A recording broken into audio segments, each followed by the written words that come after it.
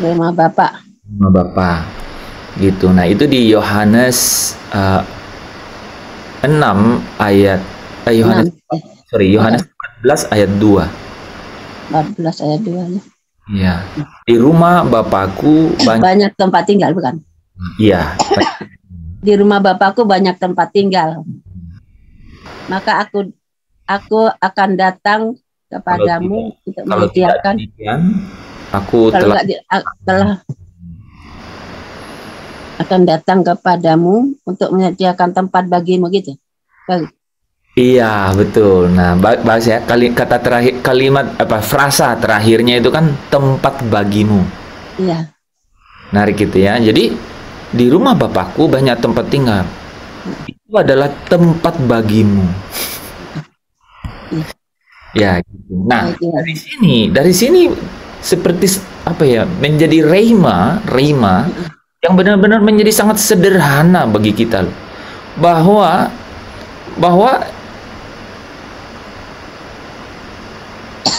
dimaksudkan Yesus selamat itu, yang dimaksudkan Yesus selamat itu rumah Bapa loh.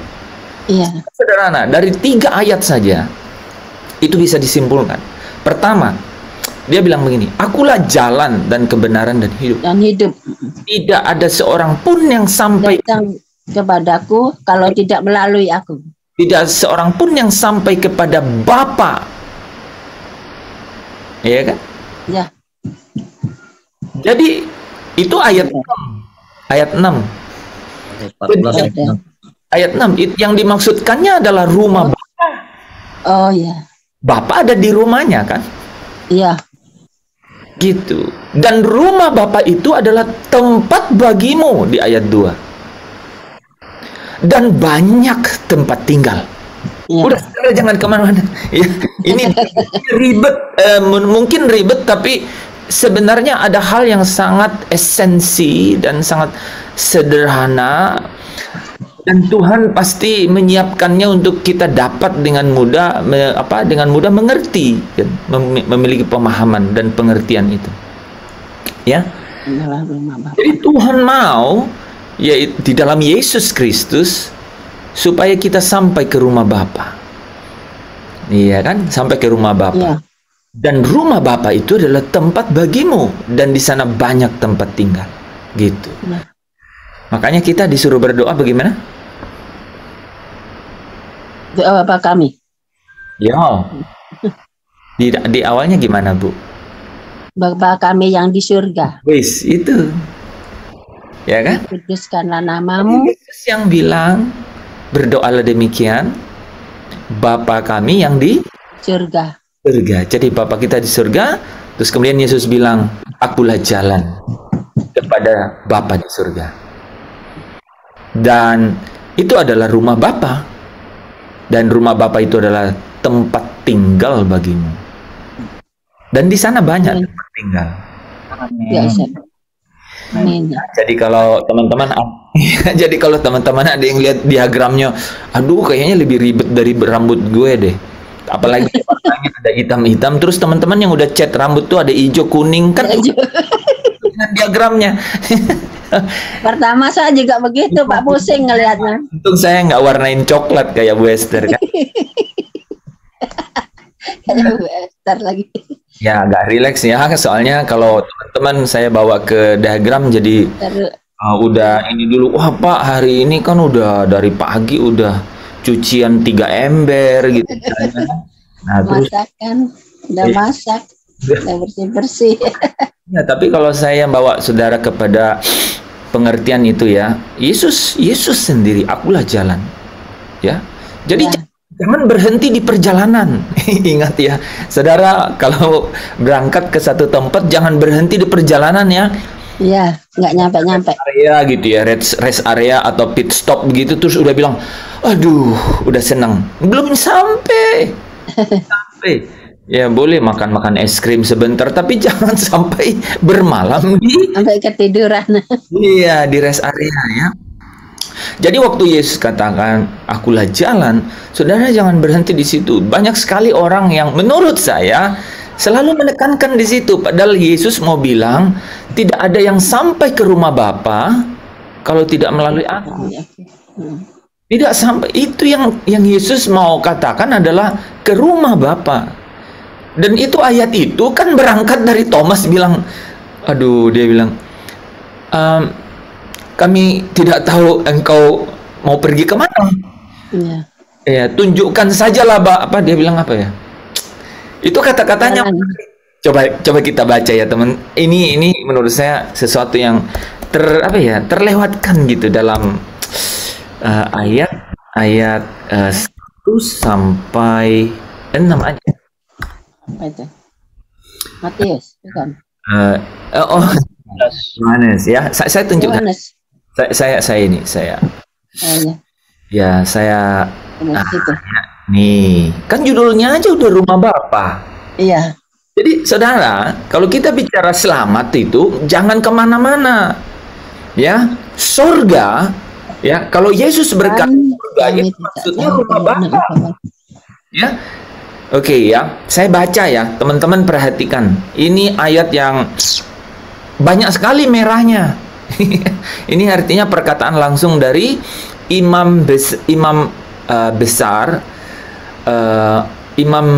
agung, ya. Kita punya imam besar agung, saudara, ya. Kalau saudara dengar berita-berita banyak imam besar, ya. Ya, kita punya imam besar agung perantara perjanjian yang baru, ya. Ya, jadi Bu Maria kalau ditanya, imam kamu siapa? Imam besar agung. Imam besarnya siapa? Bu Maria, imam besarnya siapa? Oh, nggak kedengaran ya? Saya, teman-teman kedengaran? Yesus Kristus. Ya, Yesus Kristus imam besar. Ya? Tapi imam besar kita itu sudah menyiapkan tempat kita di surga, ya? Ya. Kita baca ini teman-teman ya. This is very interesting one, ya. Ya. Rumah Bapa, ya. Ketika Yesus berkata mengenai rumah Bapa, dia udah nakut. Dia udah melihat para murid itu dalam keadaan tertekan dengan masalah. Sehingga dia bilang begini, ya. Thomas, ya. Dia juga bicara dengan kita ini. Janganlah gelisah hatimu. Ini dalam bahasa Inggris, terjemahan Indonesianya begini. Jangan biarkan hatimu di dalam permasalahan. Gitu. Jadi, apa sih gelisah itu? Ya. Gundah. Gundah, betul ya. Gelisah itu gundah. Itu artinya apa? Membiarkan diri kita ada di dalam kubangan masalah. Iya. Itu gelisah itu. Tidak tenang. Tidak tenang, gundah, gitu. Bisa cenderung kebimbang, ragu. Akhirnya saudara kalau putar-putar di situ jadi khawatir. Dan kalau khawatir bertambah, namanya ketakutan. Dan kalau ketakutan bertambah, itu bisa lenyap dari saudara. Dan itulah cita-cita iblis. Yohanes 10 ayat 10. Pencuri datang, mencuri, membunuh, dan membinasakan. Itu ngeri sekali. Ngeri-ngeri sedap. Itu perjalanannya begitu gradatif. Dia mulai dengan membiarkan diri ada di dalam gundah gulana, gelisah, ya, ragu, bimbang. Cenderung setelah satu kelompok itu lewat, masuk dalam kekhawatiran. Setelah khawatir, takut, itu iblis sudah mencuri itu. Pencuri datang untuk mencuri. Dia sudah mencuri. Apa yang dicuri dari saudara dan saya? Shalom.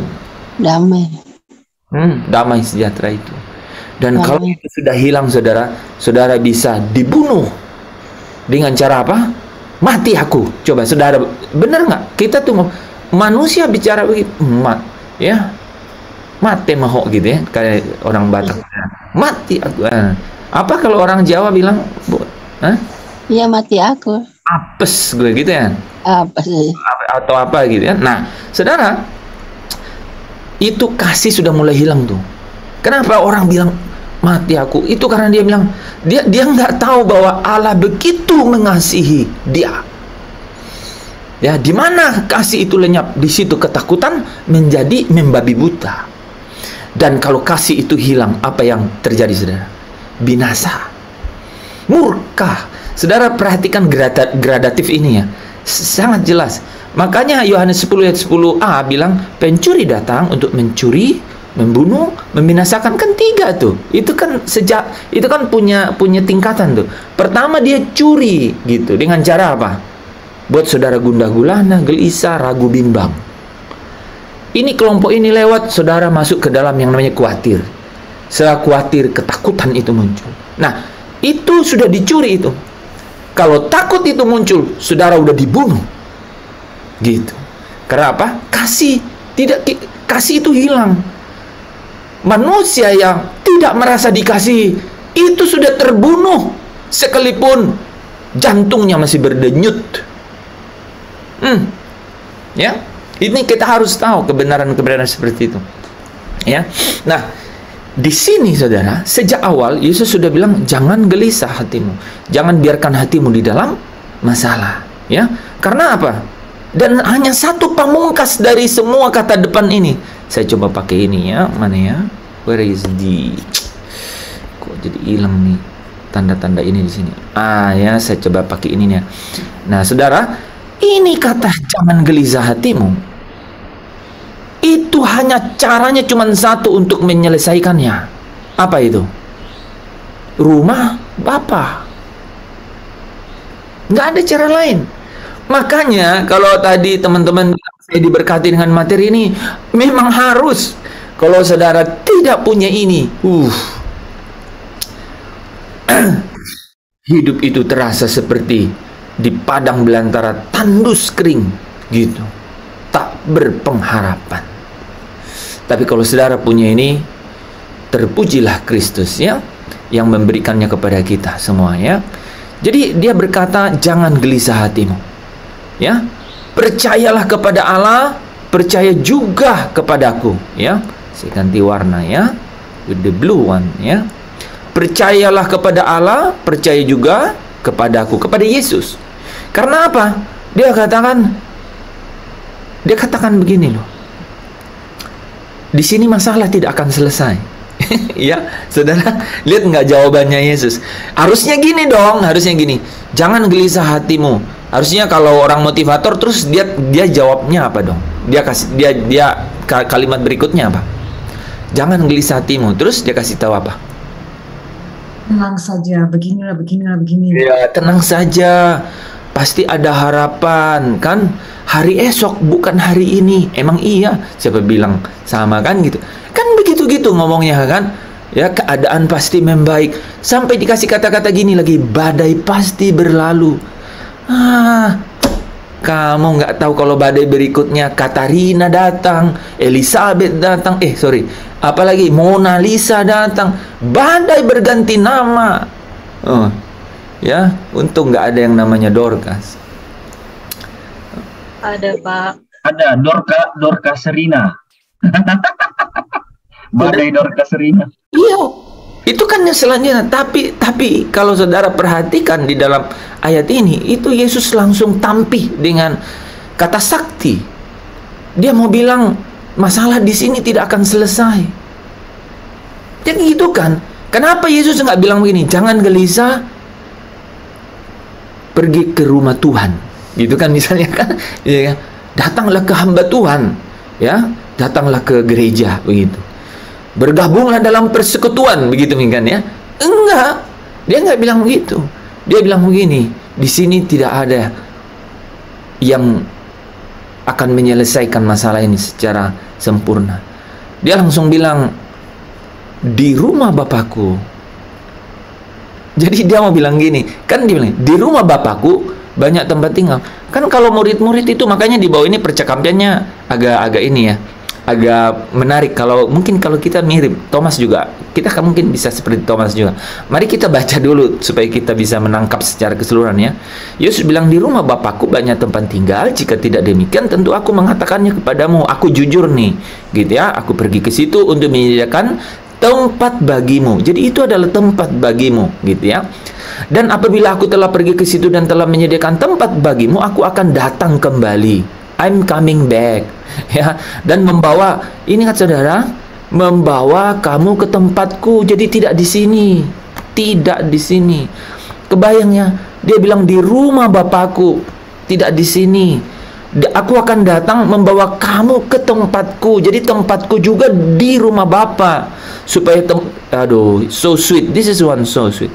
Supaya di tempat di mana aku berada, kamu pun berada. Jadi kalau saudara bilang dia adalah gembala yang agung, gembala yang baik, ada satu janji yang luar biasa.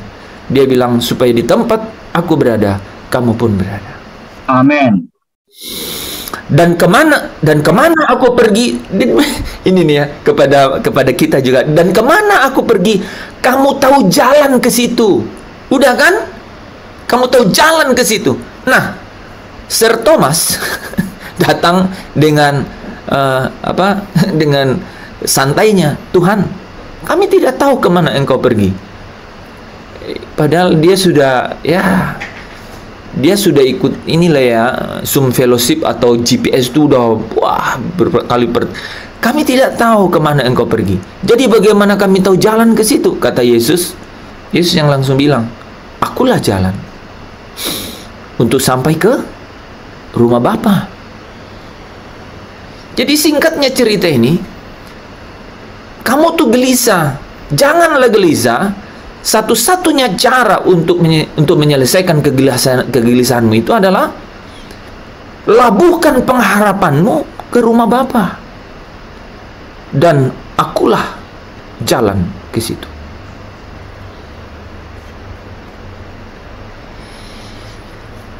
Ya, mungkin kita dengar lagi yang lain, Pak. Nanti Iya, ada yang ya itu tadi ya,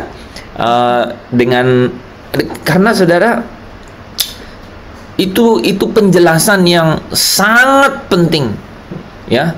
Saudara kalau ditanya surgamu di mana? Jawabnya Rumah Bapa. rumah Bapa. Rumah Bapa. Ya. Kasih 3 ayat ya, kasih 3 ayat selesai masalah. Dan apa saudara yakin bahwa surga saudara di rumah Bapa? Amin. Yakin. Amin. Ya. Ya. Amin. Sekarang saudara tidak complicated lagi atau kompleks berpikir mengenai pulang ke surga, karena Yesus berkata ke rumah Bapa. Caranya ke rumah Bapa itu lewat Dia. Ya, lewat Dia. Dan caranya saudara, mekanisme atau protokolernya itu gimana saudara? Gimana? Dia datang jemput saya dan saudara. Jadi jangan bingung, jangan gelisah. Pertama dia bilang di rumah Bapa banyak tempat tinggal. Ini penting sekali ya. Lebih dari semua materi yang kita bahas malam hari ini ya. Di rumah Bapa banyak tempat tinggal. Jangan gelisah hatimu. Labuhkan seluruh pengharapanmu ke sana. Dan ingat, dia akan datang dan menjemput saya dan saudara. Baik, jadi bayangkan dalam mimpimu dia datang dan menjemput, membawa saudara pulang. Gitu ya. Ya, jadi dialah jalan. Nah, dia katakan dialah jalan dan kebenaran. Ya, Dan hidup. dan hidup. Ya, akulah jalan dan kebenaran dan hidup. Nah, ya gitu ya. Mungkin Bu Maria bisa tambahin catatannya. Ya. Dengan itu semuanya di catatan Dorcas kemarin tuh. Tujuan akhir. Ya. Tujuan akhir kita. Lebih bagus kalau ngomong begini, Bu. Akhir dari semua perjalanan ini Adalah rumah Bapa. gitu. Ya agak puitis sedikit Bu Mari, itulah ya. Akhir dari semua ini adalah rumah Bapa. Itu akhir dari semua perjalanan keselamatan ini. Iya, adalah rumah Bapa. Nah, baru kan judulnya di atas kan. Judulnya di atas kan nggak perlu jalan keselamatan. Di ini judulnya ini gairah pulang surga. Surga. Gairah pulang rumah Bapa gitu kan. Oke, teman-teman, silakan yang lain. Ada yang mendapat berkat, silakan. Saya. Wah, ini versinya Bu Esther, silakan. Ibu Ratu. Sorry Bu Maria, Bu Ratu silakan. Ya. Saya konklusi versi saya ya Pak ya. Saya tadi berkali-kali dengar yang TikTok itu, saya mau simpulkan dengan ini saya. Jadi gini, Kalau keselamatan itu digambarkan sebagai proses perjalanan dan bukan titik, di mana targetnya adalah dimuliakan bersama dengan anak dalam kemuliaan yang semakin besar, dikatakan tadi, maka perjalanan iman tersebut itu dimulai dari Kolose 1 ayat 13. Saya baca ya Pak ya. Kolose 1 ayat 13. Ya, bagus tuh, bagus. 1 ayat 13 dikatakan, Ia telah melepaskan kita dari kuasa kegelapan dan memindahkan kita ke dalam kerajaan anaknya yang kekasih. Jadi dikatakan kita dipindahkan, ya kan? Tetapi ini kita sering sebut dengan lahir baru, tetapi ini masih bayi rohani. Iman ini tidak cukup kuat untuk membawa kita ke surga, karena iman ini bisa kandas. Ya, yang Tuhan inginkan adalah iman yang sempurna. Nah, iman yang sempurna itu dikatakan di 2 Korintus 3:18, saya baca lagi. Dan kita semua mencerminkan kemuliaan Tuhan dengan muka yang tidak berselubung, dan karena kemuliaan itu datangnya dari Tuhan yang adalah Roh, maka kita diubah menjadi serupa dengan gambarnya dalam kemuliaan yang semakin besar. Dikatakan dalam kemuliaan yang semakin besar. Kemuliaan yang semakin besar ini adalah kesempurnaan melalui pengudusan. Pengudusan ini dikerjakan oleh Roh Kudus di dalam kita secara terus-menerus, kontinu. Nah, 2 Korintus tadi itu tentang pengudusan itu membuat kita dipisahkan. Kita dipisahkan dari dunia ini. Yes. Kita dikhususkan. Pikiran kita dibaharui, mindset kita diubahkan. Yang akan berakibat semakin hari kita menjadi serupa dengan anaknya. Inilah yang membuat kita dimuliakan bersama anak dalam kemuliaan yang semakin besar. Jadi kesimpulannya yang bertahan sampai akhir akan selamat itu ini Pak, konklusi saya. Terima kasih. Amin. Ya, jadi diperdalam nih ya, diperdalam gitu. Ya, sampai rumah Bapa lewat Yesus. Tapi caranya adalah pindah dulu dalam kerajaannya Yesus gitu ya. Pindah dulu ke dalam kerajaan Yesus. Dan bagaimana sih mengikut Yesus itu? Ya, caranya adalah firman-Nya ada di dalam kita, ya. Ketika firman-Nya ada dalam kita, maka Roma 10 ayat 17 ya. Iman kita timbul. Nah, 17. ya. Itu tuh ya. Jadi iman kita timbul. Jadi dari Yesus dengan firman-Nya iman kita timbul. Nah, iman ini yang menjadi yang menjadi apa? Tujuan iman inilah yang membawa kita kepada keselamatan jiwa kita. Nah, jadi iman ini yang membawa kita kepada keselamatan jiwa kita, yaitu pikiran dan perasaan kita. 1 Petrus 1 ayat 9. Nah, itu covernya dulu tuh ya. Hubungannya Yesus sama iman apa? Jadi teman-teman harus bisa menghubung-hubungkan tuh. Hubungannya dia adalah apa? Ya, Yesus harus ada di dalam kita, yaitu perkataannya.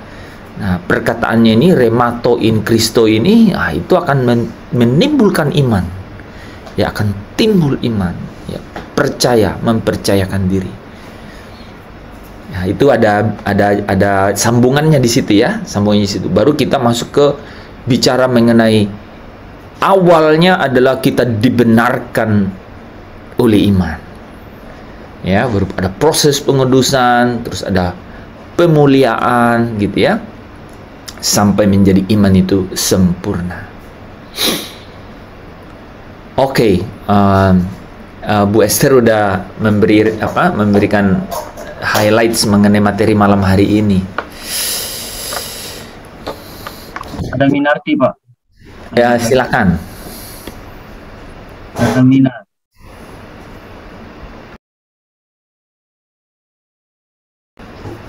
The new mentor. Kakak Mina ya, Kakak Mina.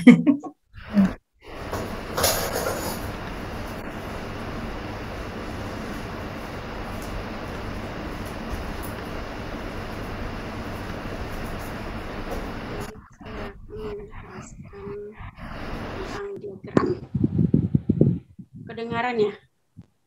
Jelas.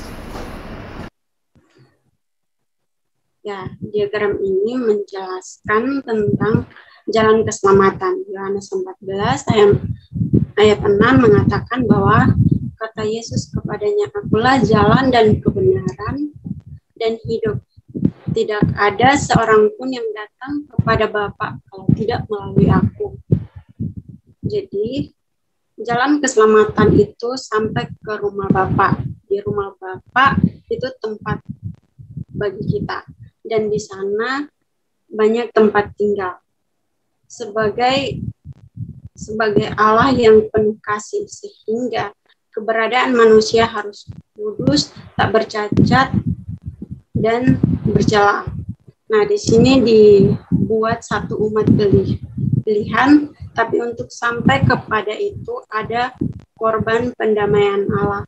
Karena manusia di dalam kehendaknya, sehingga jatuh ke dalam dosa dan terbelenggu dalam kegelapan, dan oleh dosa itu telah menjelar ke semua orang, sehingga Kristus harus menjadi penebus dosa manusia, supaya ada pendamaian antara Allah dan manusia. Dan setiap orang yang merespon panggilan Allah dengan memberikan hidup kepada Allah, hidup sungguh-sungguh di hadapan Tuhan dan memiliki iman yang sempurna, maka mereka akan sampai ke dalam rumah Bapa.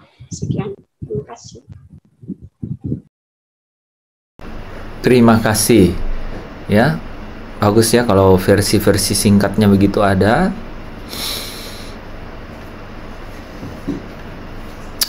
Udah nih ya, di Kupang 1 udah, Kupang 2 juga udah pernah, Bandung 1 sudah, Jakarta 1 nih Pak Lepri, belum ada Jakarta 1 dan 2. Oh, Jakarta 2 udah Bu Maria. Jakarta 1 siapa nih yang bisa menjadi agent of change? Apa ya? Iya, Kupang 1, Kupang 2 udah nih. Mungkin kalau ada Kupang 2 satu lagi ya nanti ya Pak Tadus, siapa ya? Nih saya lihat Yuli udah senyum-senyum, Yandri ya. Oh, Yandri kayaknya ya, kemarin janji tuh ya. Iya, Yandri. Oke, boleh sambil nunggu Kupang sambil nunggu Jakarta 1 ya. Siapa? Mau Yuli atau Yandri? Dua-duanya rote nih, gimana? Alor apa rote? Pilih aja Pak, nanti pilih subscriber saya Pak. Oke. Silakan.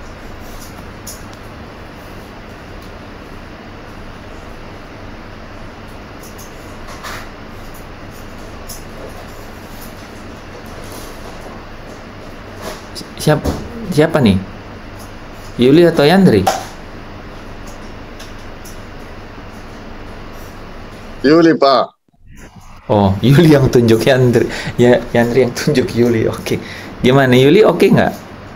Atau kamu bilang Yandri, Pak? Kayaknya belum siap. Ya, Yuli kayaknya belum siap Pak. Kalau belum. Coba, Yuli gimana? Belum. Baik, terima kasih atas waktu yang diberikan kepada saya. Mengenai umat pilihan, pertama Adam dan Hawa sebelum dunia dijadikan, di situ memiliki komponen atau kekekalan untuk berada dalam kekudusan Allah. Untuk menghadapi suatu kualitas seperti Bapa, di dalam prosesnya itu manusia mempunyai tekanan Allah untuk memiliki kehendak bebas untuk menggenapi rencana Allah dalam hidupnya. Jadi di dalam keberadaannya itu sebelum dunia dijadikan, Allah untuk memutuskan untuk suatu interaksi dengan Allah, suatu interaksi atau hubungan dengan suatu keluarga atau bangsa. Jadi sehingga satu keluarga itu harus untuk dibawa memiliki keberadaannya. Jadi di dalam keberadaannya itu harus memiliki kehidupan yang kudus dan tidak bercatat dan tak bercela, dan hidup kudus dalam Tuhan. artinya harus memiliki sempurna seperti Bapa. Dari Allah bukan memiliki kasih atau tidak adil, tapi di dalam kasihnya itu Tuhan Allah ini mengatakannya untuk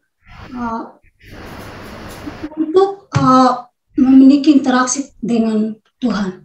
Jadi umat umat pilihannya itu di dalam satu keluarga itu disebut umat pilihannya. Jadi bukti bahwa Allah sangat ada hubungannya interaksi dengan umat pilihan.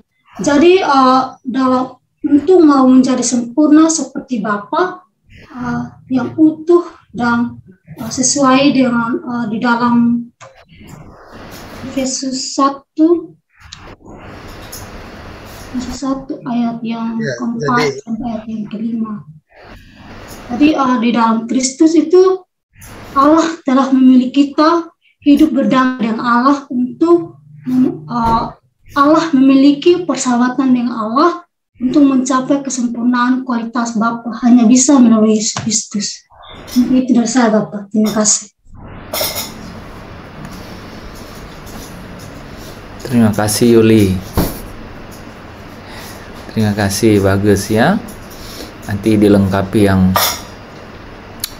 belum ya. Yandri mau? Iya Pak. Terima kasih atas waktu dan tempat yang diberikan kepada saya. Sama-sama. Saya sedikit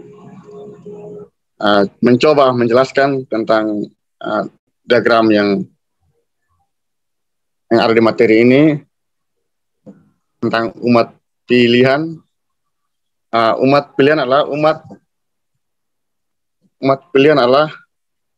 umat yang Allah pilih sebelum manusia sebelum dunia dijadikan. Allah memilih salah satu umat supaya menjadi kudus yang tidak bercacat dalam kerinduan hatinya untuk membawa umat masuk ke dalam kerajaannya, tetapi dalam proses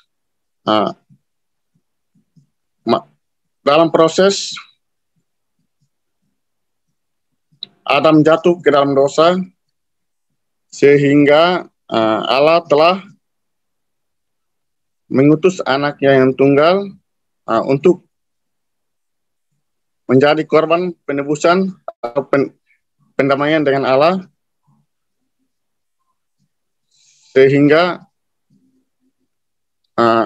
kita lihat di slide ini, Allah telah rela mati di kayu salib untuk menebus segala dosa kita, karena dari keturunan Adam sampai saat ini kita masuk dalam dosa. Tetapi Yesus menebus kita, jadi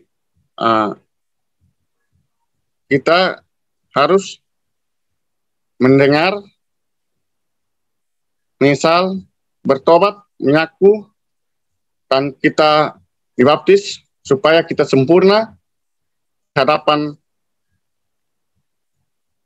di hadapan pengadilan Kristus, supaya kita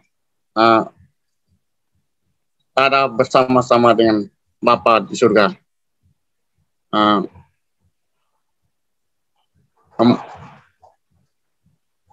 Dalam tatanan Allah, manusia diberikan kehendak bebas. Jadi ada yang dalam tatanan Allah, manusia diberikan kehendak bebas.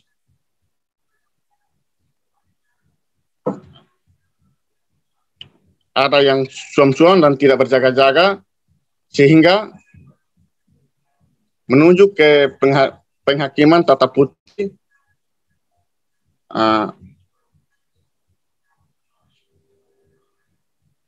Dan juga ada yang menolak Allah, atau jahat sehingga masuk ke dalam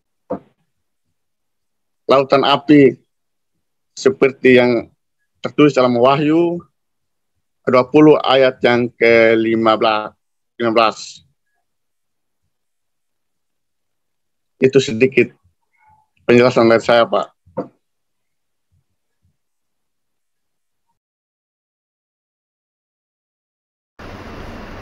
Oke, Yandri, terima kasih. Oke. Ada lagi, teman-teman? Ada Asti, Pak. Asti. Wah. Silakan Asti.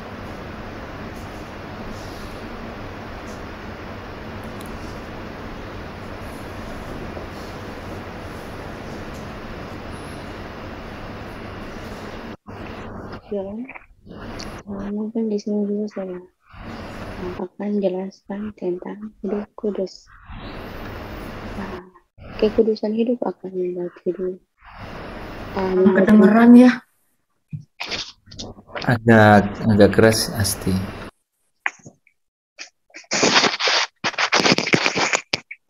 Sudah jelas ya, Pak? Jelas.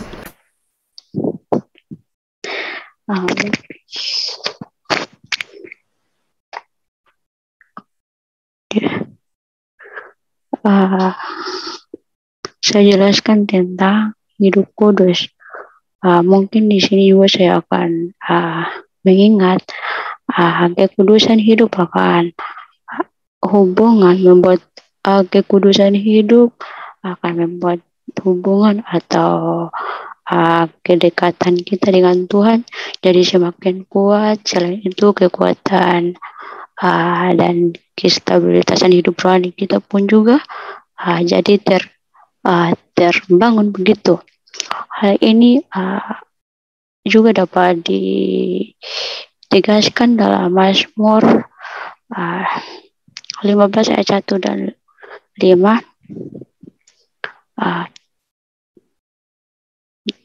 Tuhan, siapa boleh menumpang di kemahmu dan tinggal di bukitmu yang suci, orang hidup tanpa celah dan melakukan yang baik dan jujur, mengatakan yang benar, yang memfitnah sesamanya, tidak membuat jahat terhadap lawan, dan tidak menjelaskan juga nama tidak membuat jahat terhadap lawan juga, atau menghormati sesama kita juga dapat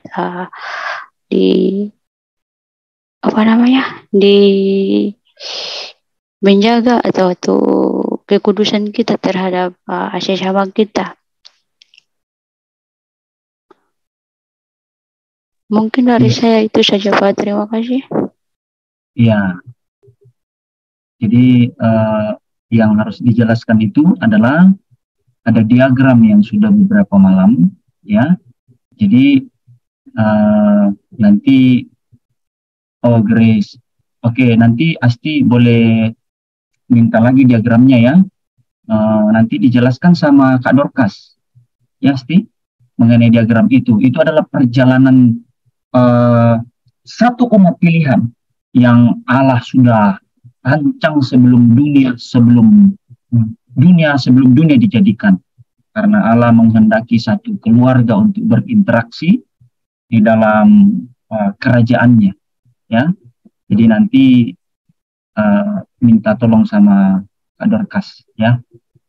Nah, Grace, silakan. Grace, angkat tangan, silakan. Baik, shalom semuanya, terima kasih. Saya akan mencoba menjelaskan apa yang sudah dijelaskan oleh mentor kita sebelumnya. Saya akan mencoba menjelaskan apa yang saya tangkap dan sudah saya pahami berdasarkan penjelasan sebelumnya. Jadi,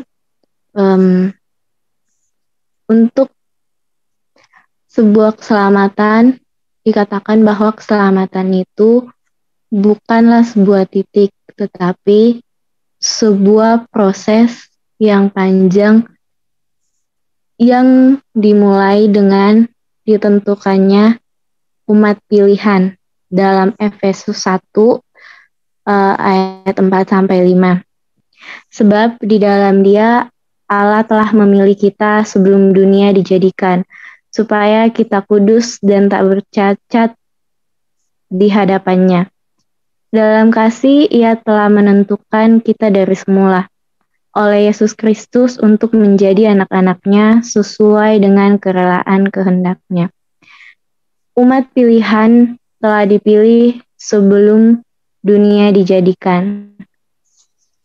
Tetapi menjadi umat pilihan tidak menjadi sebuah jaminan bahwa kita akan menerima keselamatan, karena umat pilihan dengan adanya perdamaian Allah dengan korban penebusan dosa dunia, yaitu merelakan anaknya yang tunggal sebagai korban perdamaian, adalah pintu keselamatan. Siapa yang berhasil melewati pintu itu, dalam prosesnya itulah yang akan menerima keselamatan atau masuk ke dalam keluarga kerajaan langit baru dan bumi baru. Karena itu dikatakan bahwa berjuanglah melalui pintu yang sempit itu. Nah, perjuangan itu melalui sebuah proses bagi orang-orang yang hendak mendengar, kemudian menyesal, bertobat, lalu mengaku dengan mulut dan percaya dalam hati, kemudian dibaptis. Itulah orang-orang yang akan masuk dan melewati proses-proses tersebut, yang akan menerima keselamatan dan masuk ke dalam kerajaan Bapa sama dengan Bapa untuk menerima kehidupan yang kekal. Berbeda dengan yang menolak Allah, akan langsung masuk ke dalam lautan api. Kemudian yang tidak menolak atau ragu-ragu dalam menjalankan prosesnya atau tidak berjaga-jaga, orang-orang tersebut akan masuk ke dalam penghakiman tata putih yang nantinya akan dibukakan kitab kehidupan. Jadi sebuah proses keselamatan yang telah dianugerahkan kepada kita tidak serta-merta akan membuat kita masuk ke dalam keluarga kerajaan, tetapi kita perlu untuk menerima dan mengilhami Allah di dalam hidup kita untuk dapat bersama-sama dengan Bapa di kerajaannya kelak. Mungkin sekian dari saya yang saya pahami. Terima kasih. Ya, terima kasih Grace. Jadi setelah kita menerima, setelah kita merespon panggilan Bapa, ya, karena tidak ada orang yang bisa sampai kepada Yesus kalau bukan Bapa yang menariknya. Tidak ada yang bisa datang kepada Yesus kalau bukan Bapa yang menarik. Nah, orang yang meresponnya itu harus memiliki satu respon yang benar, di mana umat tersebut harus memiliki iman yang sempurna, ya, karena iman yang sempurna itu yang akan dikuduskan, dibenarkan, dikuduskan, dan dimuliakan, sehingga bisa masuk ke dalam Yerusalem baru. Jadi setelah merespon panggilan Bapa itu dengan memberikan hidup, percaya kepada Yesus, merupakan titik awal perjalanan keselamatan itu. Dengan harus hidup sungguh-sungguh di hadapan Tuhan, memiliki iman yang sempurna, karena iman yang sempurna itulah yang akan dibenarkan, dikuduskan, dan dimuliakan. Terima kasih Grace, luar biasa ya. Oke. Ya, ada lagi. Iya, Wenda ya. Wenda? Shalom. Ya, Shalom. Baik, terima kasih atas waktu dan kesempatan yang diberikan kepada saya untuk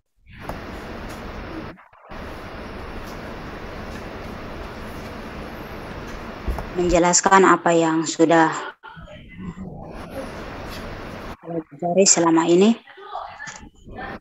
Nah, dalam diagram ini menjelaskan tentang jalan keselamatan dalam Yohanes 14 ayat 1 sampai 6.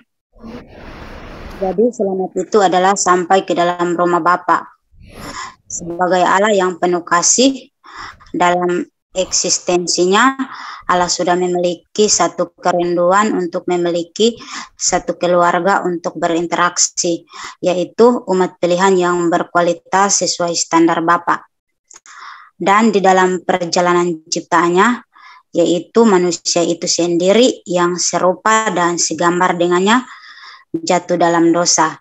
Tetapi Allah tetap menyatakan kasih-Nya dengan memberikan Yesus sebagai korban pendamaian dosa. Dan dalam kesempatan itu, manusia bisa memiliki kesempatan untuk bisa kembali serupa dengan Bapa.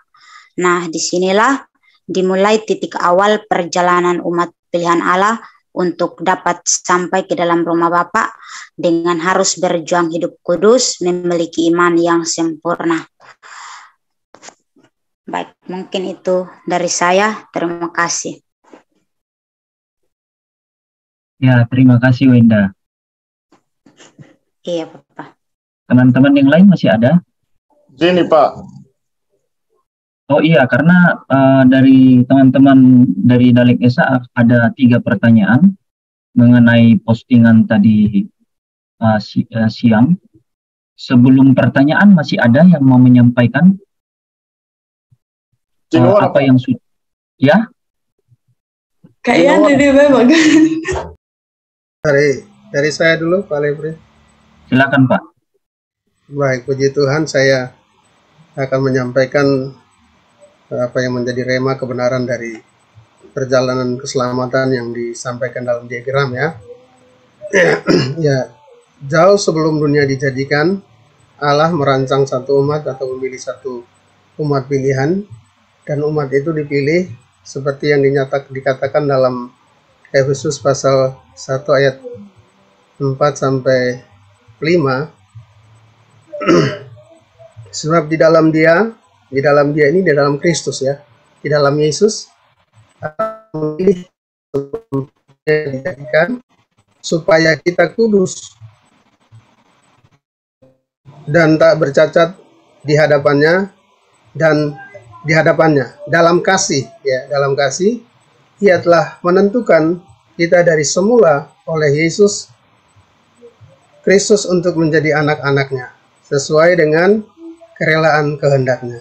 Jadi Allah merancang satu umat pilihan Allah yang kualitasnya kudus, ya, tidak bercela, tidak bercacat di hadapannya. Nah, lalu umat pilihan ini dimulai dengan sebuah keluarga atau dimulai dengan diciptakannya manusia pertama Adam dan Hawa untuk menjadi umat pilihan, dirancang Tuhan untuk menjadi umat pilihan Tuhan.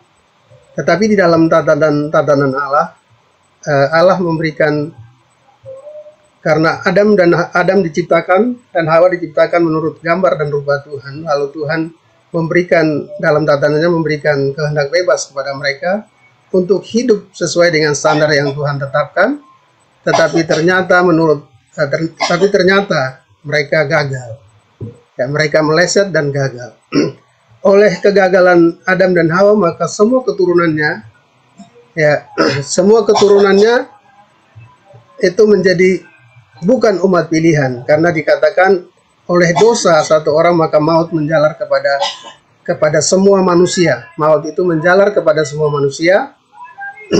Jadi semua keturunan Adam yang telah gagal ini telah mengalami maut dan berada di bawah kuasa kerajaan maut atau kerajaan angkasa kerajaan kegelapan. Tetapi Allah juga jauh-jauh sebelumnya menyediakan jalan keluar untuk supaya manusia yang telah gagal ini untuk kembali kepada rancangan Allah yang semula, yaitu lewat penebusan Yesus Kristus atau lewat jalan salib, di mana salib ini menjadi pendamaian atau penebusan dosa bagi dunia, penebusan dosa, ya, dan pendamaian dengan Allah dan penebusan dosa. Nah, sehingga karena akibat dari dosa lalu keturunan Adam ini bukan menjadi umat pilihan, diberi kesempatan untuk merespon kepada salib ini, merespon kepada salib ketika mendengar Injil, lalu menyesal, lalu bertobat dan berbalik kepada Tuhan. Dan itu terjadi adalah ditarik oleh Bapa, ya, ditarik oleh Bapa ke dalam kepada Kristus. Dan ketika manusia atau umat yang berada di bawah maut ini, dalam dosa ini, merespon kepada salib, maka mereka akan dipindahkan dari dalam kerajaan maut kepada kerajaan Kristus, seperti yang dikatakan dalam Kolose 1 ayat yang ke-13, ya. Kolose 1 ayat yang 13 bahwa ya, kita dipindahkan dari kerajaan maut kepada kerajaan Kristus. Kolose 1 ayat yang ke-13. Itu adalah permulaan perjalanan ke selamat sampai kepada rumah Bapa. Jadi ketika orang yang merespon kepada salib Kristus, lalu dipindahkan ke dalam kerajaan anak, kerajaan Kristus, lalu mereka punya kesempatan atau diberi kesempatan untuk memilih sampai kepada rumah Bapa yang kualitasnya seperti yang sudah ditetapkan Allah sebelum dunia dijadikan, yaitu sempurna, kudus, tak bercacat, tak bercela, yang akan nanti hidup bersama dengan Kristus Yesus di rumah Bapa. Nah, ketika orang dipindahkan ke dalam kerajaan Kristus, itu baru langkah awal dan tidak cukup sampai di situ, karena menurut materinya Pak Hens itu kan bahwa kita yang dulunya tidak percaya, dulunya ada di dalam kerajaan maut, itu harus dilahirkan sebagai bayi rohani. Kalau menurut materinya Pak Weli, kita yang dulunya bukan anak atau notos, itu mengalami huiotesia, menjadi huyos atau menjadi anak, dan itu belum cukup sampai di situ. Perjalanannya masih panjang.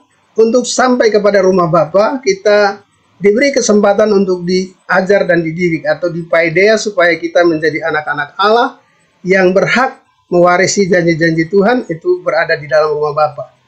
Nah, umat pilihan yang sudah dipindahkan ke dalam kerajaan anaknya di dalam Kristus ini juga bisa gagal, ya, kalau dia tidak terus-menerus memberi diri untuk dididik, diajar, maka bisa gagal, imannya bisa kandas. Kalau iman ini kandas, maka akan langsung langsung masuk ke dalam kerajaan maut.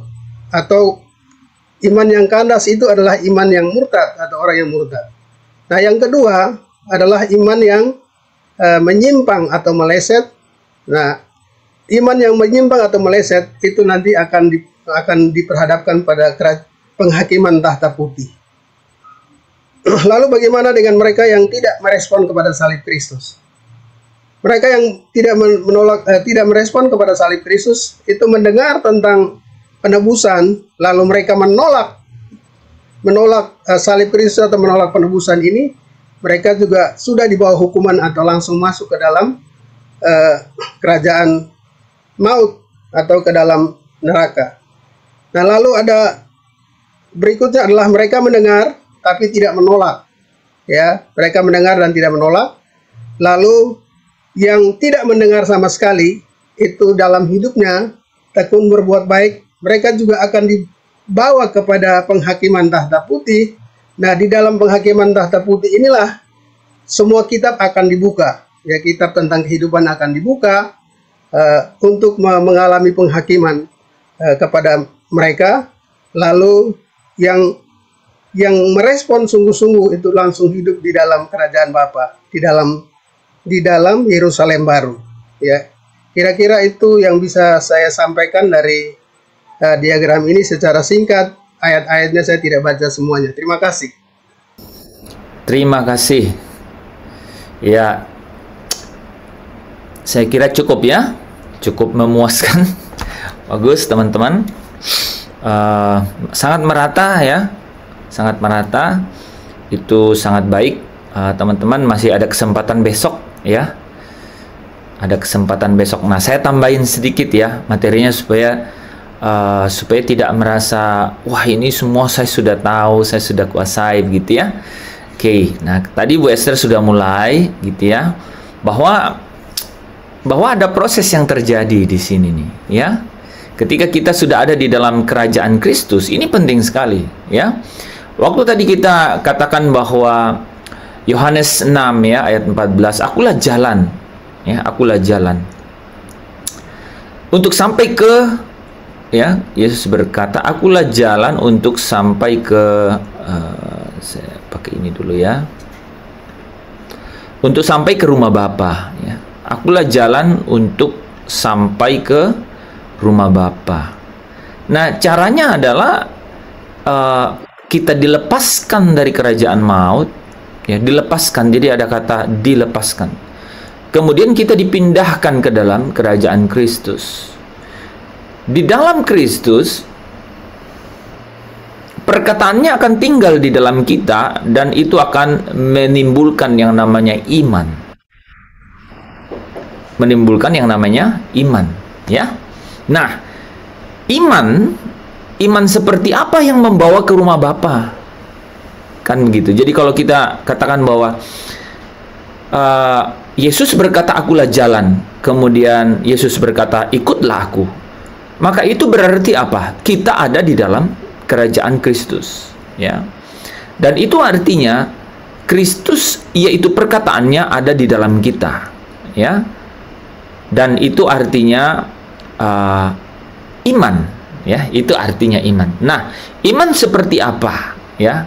Iman seperti apa yang sampai ke rumah Bapa? Itu iman yang sempurna. Saya ulang sedikit di sini ya mengenai iman yang sempurna. Oke.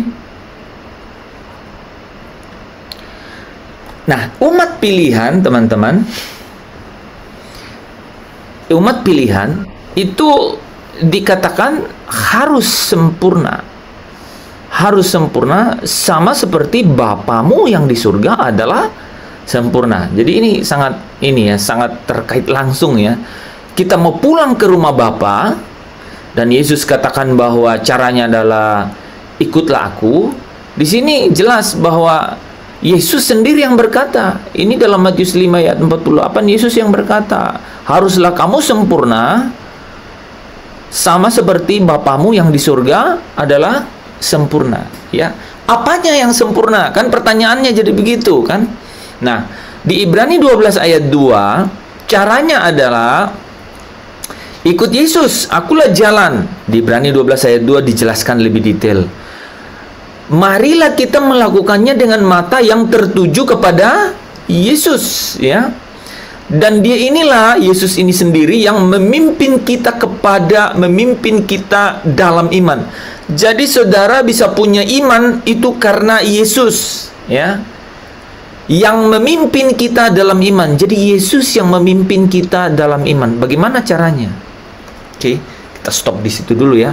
Bagaimana caranya Yesus memimpin kita ke dalam iman? Roma 1 ayat 16 berkata apa? Sebab aku mempunyai keyakinan yang kokoh dalam Injil, karena Injil adalah kekuatan Allah yang menyelamatkan setiap orang yang percaya. Pertama-tama orang Yahudi, tetapi juga orang Yunani. Berarti semua orang, ya gitu ya. Ayat 17-nya berkata apa? Sebab di dalamnya nyata kebenaran Allah yang bertolak dari iman dan memimpin kepada iman, ya. Jadi Yesus yang memimpin kita dalam iman dengan cara Injil itu sampai kepada kita. Injil ini, ya, Injil ini yang membawa kita kepada iman, yaitu kepada percaya. ya. Sebab ada tertulis orang benar akan hidup oleh iman. Nah, nanti kita akan lanjutkan itu ya. Bagaimana hidup dalam iman? Ya, kita kembali kepada iman yang sempurna. Ya, jadi haruslah kamu sempurna seperti Bapa. Karena kita mau ke rumah Bapa kan? Jelasin. Apanya yang sempurna? Imannya yang sempurna. Ya, imannya yang sempurna. Caranya adalah melakukannya dengan mata yang tertuju kepada Yesus. Yesus yang memimpin kepada iman dan yang membawa iman kita kepada kesempurnaan. Jadi iman yang sempurna ya. Untuk menjadi sempurna seperti Bapa ya. Nah, iman ini ya, iman ini yang menjadi respon kita kepada Kristus. Itu iman ini diuji ya, diuji ya. Supaya apa? Supaya sempurna, utuh dan tak berkekurangan suatu apapun. Imannya diuji supaya apa? Supaya membuktikan imannya murni. Supaya membuktikan imannya murni. Kenapa harus murni? Karena iman yang murni inilah iman yang sempurna itu. Iman yang apa, saudara? Coba baca, ada yang bisa baca warna hijau ini? Memperoleh puji-pujian dan kemuliaan dan kehormatan pada hari Yesus Kristus menyatakan dirinya. Amin. Haleluya. Ya. Ada yang bilang haleluya? Menarik nggak ini kata-kata ini, saudara? Haleluya. Iman yang sempurna ini, supaya engkau dan aku memperoleh puji-pujian dan kemuliaan dan kehormatan pada hari Yesus Kristus menyatakan dirinya. Jadi saudara bisa sekarang mengerti iman yang sempurna ini, yaitu yang membawa kita sempurna seperti Bapa. Itu kenapa harus terjadi? Karena dengan demikianlah kita akan memperoleh apa? Biasanya kita taunya kemuliaan gitu ya. Ini saudara di 1 Petrus itu lebih kaya ya, memperoleh puji-pujian dan kemuliaan dan kehormatan pada hari Yesus Kristus menyatakan dirinya. Jadi iman ini harus dibuktikan sebagai iman yang murni dengan cara dia diuji, saudara ya. Ya, membuktikan bahwa dia adalah iman yang sempurna. Nah, dari keseluruhan perjalanan itu, saudara bisa lihat di sini ya, di 1 Petrus 1 ayat 9 katakan apa? Itulah tujuan imanmu. Jadi iman ini punya tujuan. Apa itu? Keselamatan jiwa. Saudara pasti bertanya-tanya di sini, kok iman untuk jiwa ya? Yes. Saudara kalau lihat diagram ini penting sekali untuk dimengerti, ya. Di sini, saudara, di sini, Kristus menyelesaikan satu jalan, satu pintu. Bagaimana kita untuk masuk ke dalam kerajaan Kristus? Waktu saudara ada di sini, Kolose 1 ayat 13. Terlalu cepat. Kolose 1 ayat 13 katakan, Allah melepaskan kita dari kuasa kegelapan. Apanya yang dilepaskan? Yang dilepaskan, saudara, roh saudara. Roh saya dan saudara itu dilepaskan dari belenggu ya, roh kegelapan. Nah, makanya ini di sini ya kita bisa lihat tuh, ada orang yang kerasukan, ada orang yang berada di bawah intimidasi atau belenggu itu seperti itu. Jadi orang harus dilepaskan dari belenggu kuasa kegelapan dan pindah masuk ke dalam kerajaan Kristus ya. Nah, ketika dia ada di dalam kerajaan Kristus, permasalahannya bukan rohnya lagi. Permasalahannya adalah jiwanya. Dan caranya supaya jiwa saudara dan saya selamat itu adalah iman. Dan iman dan selamat itu artinya iman saudara menjadi sempurna. Dan itu artinya iman yang dimurnikan dan iman yang diuji. supaya iman itu menjadi sempurna. Itulah tujuan dari semuanya itu. Selamat jiwamu. Nah, orang yang jiwa itu apa, saudara? Pikiran dan perasaan yang nyata dalam tindakan, ya. Yang nyata dalam tindakan yaitu perbuatan. Makanya Yakobus 2 ayat 22 berkata, kamu lihat bahwa iman bekerja sama dengan perbuatan-perbuatan. Itu artinya apa? Itu artinya refleksi akhir dari iman ini yang sudah dimurnikan dan diuji ini, itu pasti akhirnya adalah jiwa kita, pikiran dan perasaan kita itu yang nyata dalam tindakan perbuatan itu akan menjadi sempurna. Ya. Jadi cara menjelaskan Yakobus 2 ayat 22 ini itu harus paham nih beberapa ayat di atas ini kan gitu. Kamu lihat bahwa iman bekerja sama dengan perbuatan-perbuatan, ya, dan oleh perbuatan-perbuatan itu iman menjadi sempurna. Karena apa? Karena tujuan dari iman itu sebenarnya adalah keselamatan dari apa? Pikiran dan perasaan kita yang nyata dalam tindakan dan perbuatan. Oke? Nah, itulah iman yang sempurna yang menjadi akhir dari satu perjalanan iman untuk sampai ke rumah Bapa, ya. Jadi untuk sampai ke rumah Bapa syaratnya adalah sempurna seperti Bapa. Itu Yesus yang berkata. Dan caranya adalah melakukannya dengan mata yang tertuju kepada Yesus, ya, yang memimpin iman kita itu, ya, yang memimpin kita dalam iman itu dan membawa iman kita itu pada kesempurnaan. Iman itu harus diuji, bahkan iman itu harus dimurnikan supaya pada saat Yesus menyatakan diri, saudara peroleh puji-pujian, kemuliaan dan kehormatan. Dan itu berarti apa? Itu berarti keselamatan jiwamu. Itu berarti apa? Dalam perbuatan-perbuatanmu, sehingga oleh perbuatan itu iman menjadi sempurna. Dengan demikian iman yang sempurna ini akan mendapat apa? Pakaian putih, ya, pakaian putih, ya.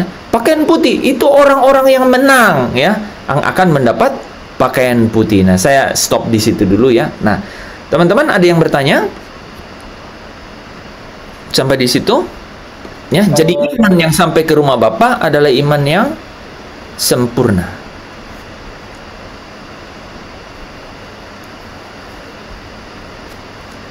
Apa tadinya kan yang iman yang sempurna itu sebelum benar kudus dimuliakan, ya? Sorry, gimana? Tadi itu yang iman yang iman yang sempurna itu sebelum benar kudus mulia. Jadi menurut saya itu iman yang sempurna itulah yang dibenarkan, dikuduskan dan dimuliakan. Tidak begitu. Jadi iman yang sempurna itu adalah jadi gini. Bagaimana kita sampai ke rumah Bapa? Ya sempurna seperti Bapa. Bagaimana caranya sempurna seperti Bapa? Mata tertuju kepada Yesus. Ya kan? Yang membawa kita ke. Nah, kalau mata tertuju, jangan dengan ngomong iman dulu gini, ya. Mata kita tertuju pada Yesus. Kalau mata kita tertuju pada Yesus, apa yang menjadi perjalanan kita? Perjalanannya adalah perjalanan iman. Karena kalau mata kita tertuju pada Yesus, maka itu artinya perkataannya ada di dalam kita, artinya timbul iman dalam diri kita, kan? Timbul iman dalam diri kita. Nah, dialah yang membawa kita kepada iman. Itu adalah bukti dari dialah yang membawa kita kepada iman. Yesuslah yang membawa saudara dan saya kepada iman, ya. Ibrani 12 ayat 2a, ya. Dengan apa? Dengan perkataannya yang tinggal dalam kita sehingga kita timbul iman.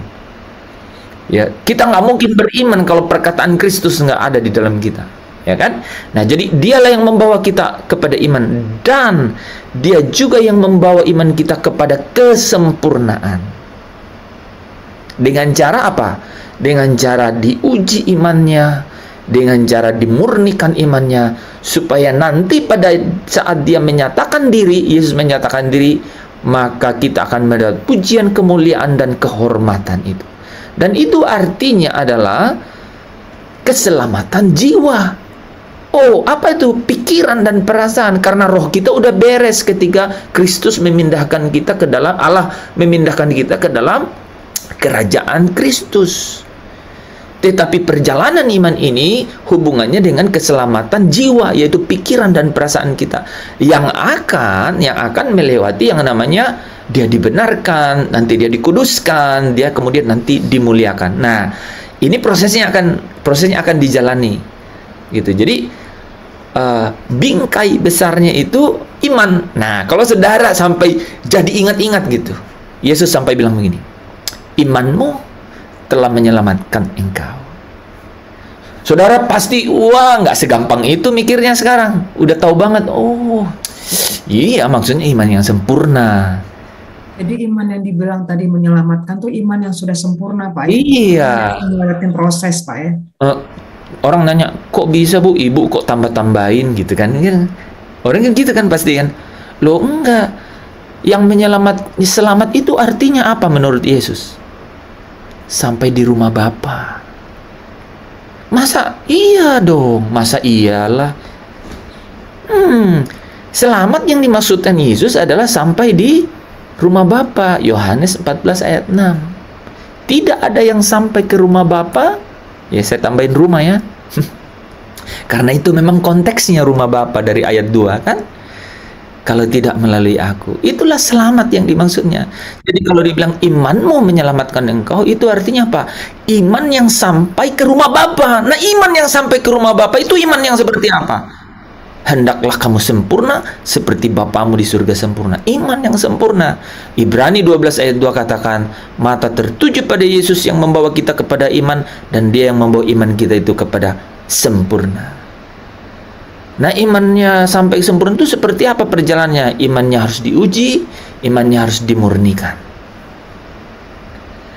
Ya, keren kali. Seperti itu. Frame-nya seperti itu. Nah, baru nanti kita bicarakan iman yang sempurna seperti apa sih? Nah, Pak Lepri tadi bilang, yang kudus, tak bercacat, tak bercelah, utuh, dan sempurna. Ini 4 kata, sorry. Kudus, tak bercacat, tak bercelah, utuh. Ini, ya, ini tuh apanya yang tak bercacat, tak bercelah? Saya tanya. Imannya, Pak, masa kelihatan nggak? Tak bercacat dan tak bercela itu apanya? Tidak berdosa. Jiwanya. Perbuatannya, kata-kata tadi ya, kita ambil aja dari ayat-ayat tadi ya. Perbuatan itu ya karakter, tindakan gitu ya. Tapi dari ayat tadi namanya perbuatan. Nah ya kan? Gitu loh. Jadi kalau dibilang tujuan dari imanmu, ingat kata-kata ini, ingat ayat itu. Ayat itu membuat perbedaan yang sangat besar. Adalah keselamatan jiwa. Jiwa, pikiran dan perasaan. Gitu. Kalau roh tuh udah beres tuh di kerajaan Kristus. Jadi ayat-ayat pamungkas itu sebenarnya kalau mau lihat ya, Kolose 1 ayat 13 itu penting sekali kan. Melepaskan dari maut dan pindahkan ke kerajaan Kristus. Dalam Kristus itu artinya apa? Iman. Ya kan? Tapi iman yang seperti apa? Iman yang sempurna. Nah, iman ini adalah keselamatan. Tujuan dari iman ini adalah keselamatan jiwa. Yaitu apa? Pikiran dan perasaan. Inilah yang dibilang kudus. Apanya kita sih yang kudus? Pak, ini muka putih semua. Enggak kan, rambut putih gitu, enggak. Kayak saya sama Pak tadi, enggak, itu enggak kudus. Itu putih uban namanya. Bukan. Jadi kudus itu ya pikiran dan perasaan, perbuatannya yang nyata dalam perbuatan. Kudus, tak bercela, tak bercacat, utuh gitu. Nah itu, jadi dibungkus dengan frame iman, tetapi di dalamnya tujuan iman adalah keselamatan jiwa.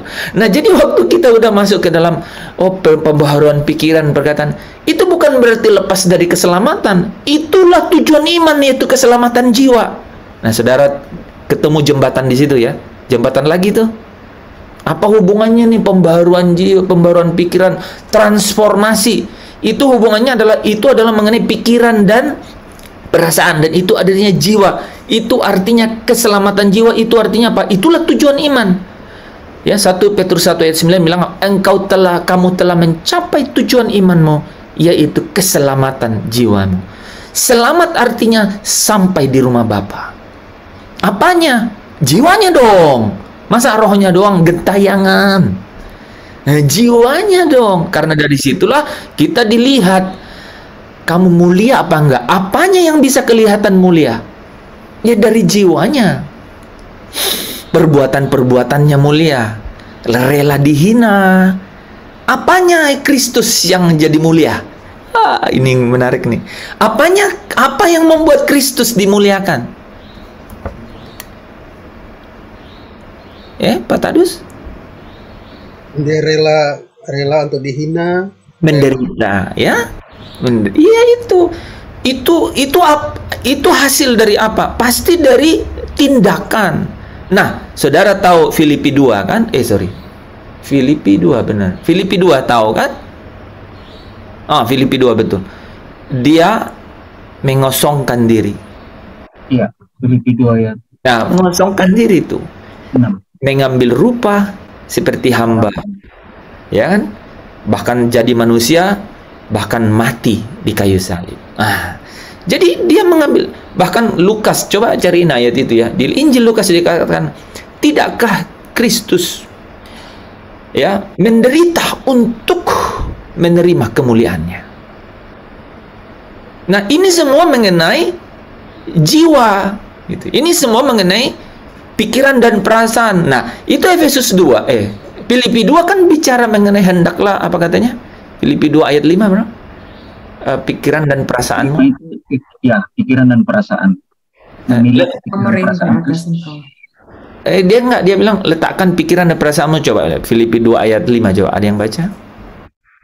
Ya, Filipi 2 ayat 5 itu dikatakan bahwa hendaklah kamu dalam hidupmu bersama menaruh pikiran dan perasaan yang terdapat juga di dalam Kristus Yesus. Coba saudara bisa bayangkan sekarang ngerti ayat itu dengan cara lihat semua mengenai mengenai konsep ini.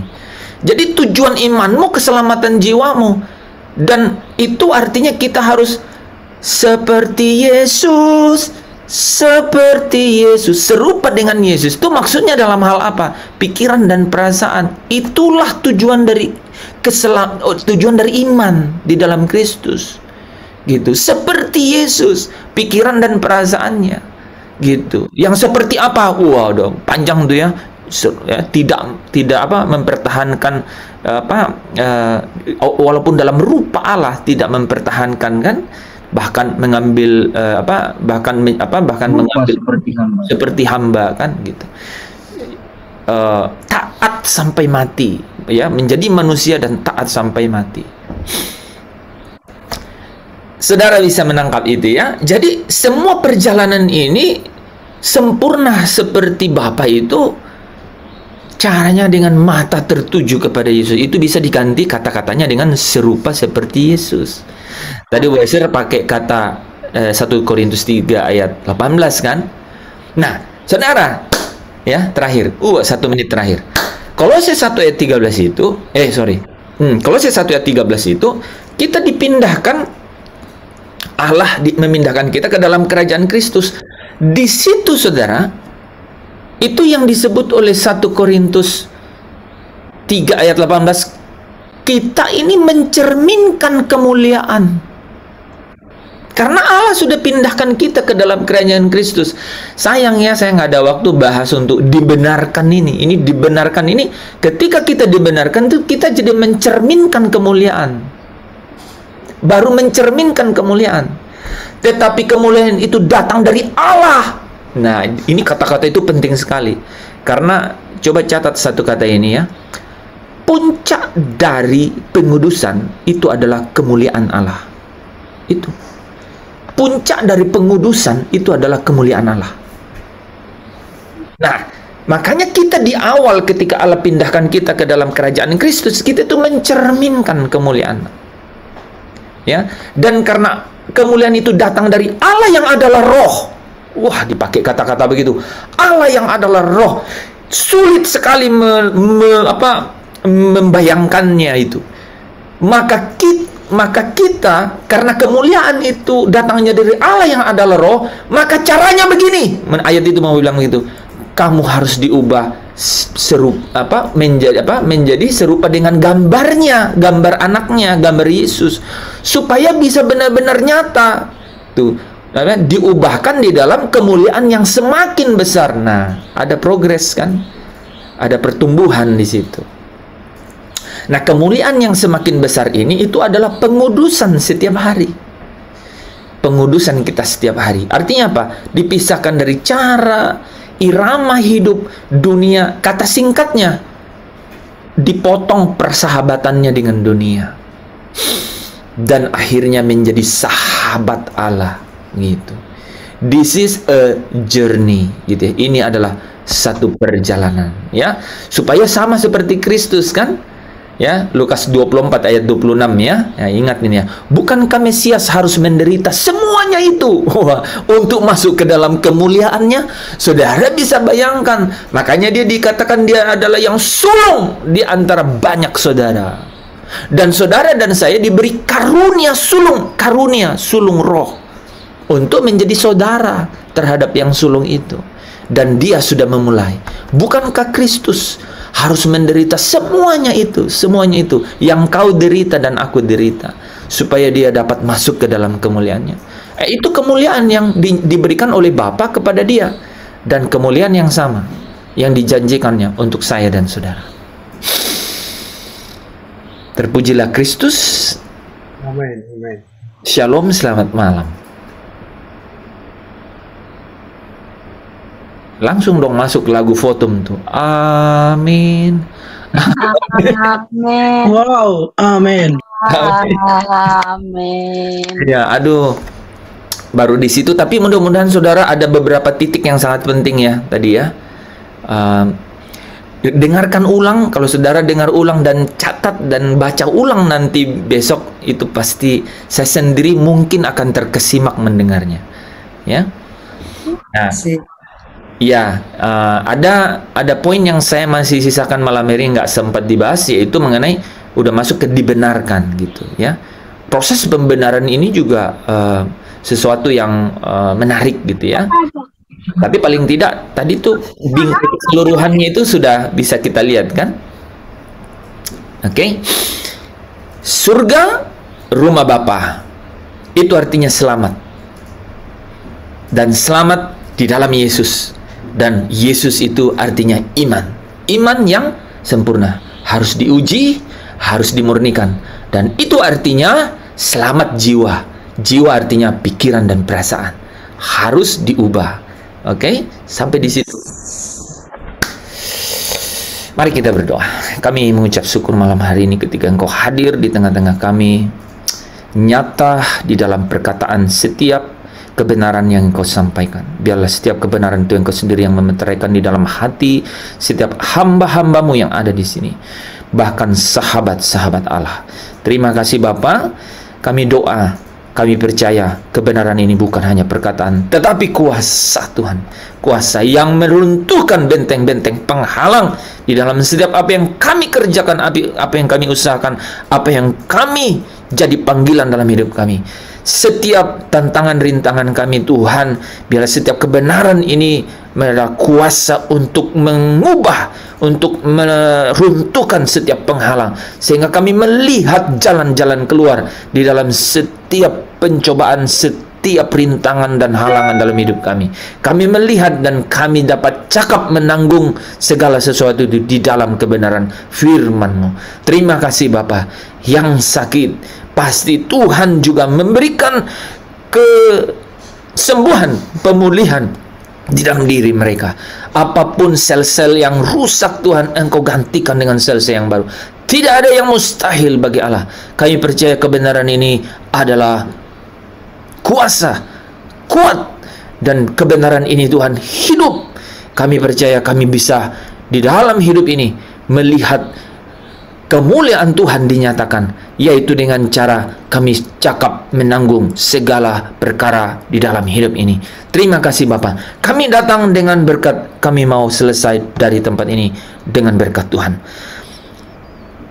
Allah Abraham, Allah Yakub, Allah Ishak. Dialah yang akan memberkati dan dialah yang akan mengurapi dan menaruh setiap berkatnya itu malam hari ini kepada engkau dan saya. Malam hari ini biarlah engkau memberkati umatmu dimanapun mereka berada, Tuhan. Setiap perkataan berkat ini diaminkan oleh mereka terjadi dalam hidup mereka. Allah memberkati engkau, Allah memberkati kehidupanmu, Allah memberkati seluruh hidupmu, Allah memberkati engkau sepanjang kehidupanmu, Allah memberkati engkau dan keluargamu, Allah memberkati apa yang kau pegang di tanganmu menjadi berhasil, Allah memberkati apa yang engkau kerjakan, Allah memberkati engkau di bumi ini seperti di surga, Allah memberkati keluar masukmu dari hari ini sampai selama-lamanya. Berkat Allah Bapa di dalam persekutuannya dengan Roh Kudus yang akan menolong, menghibur, memimpin engkau. Cinta kasih di dalam Yesus Kristus yang akan menuntun hamba-hamba Allah ini, engkau dan saya dari hari ini sampai Maranatha. Engkau akan diluputkan, dilepaskan dari malapetaka, mara bahaya. Malaikat Tuhan akan menjaga engkau di sekeliling, di sepanjang perjalanan hidupmu, sampai kita berjumpa dengan Dia di atas awan-awan, di satu pesta, satu perjamuan kawin, dan hidup bersama dengan Bapa di dalam persahabatan tanpa batas selama-lamanya. Engkau yang percaya, engkau yang menerima berkat bersama dengan saya, katakan amin. Amin. Terima kasih Om Hen. Amin. Makasih Pak Hen. Shalom. Shalom, shalom. Amin. Makasih Pak Hen.